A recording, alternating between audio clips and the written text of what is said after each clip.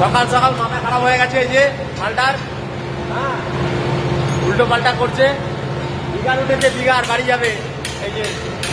হ্যাঁ, এই যে মেদিনীপুরে বাড়ি।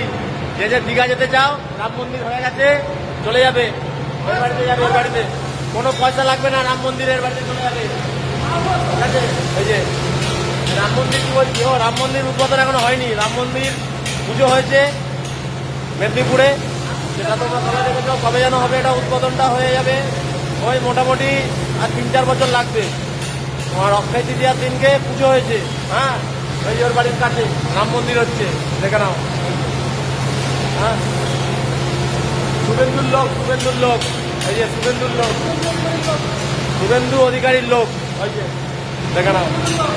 বড় নেতা, এই যে মেদিনীপুরের আমাদের সঙ্গে কাজ করছে। দাদা, পরে আবার দেখা হবে।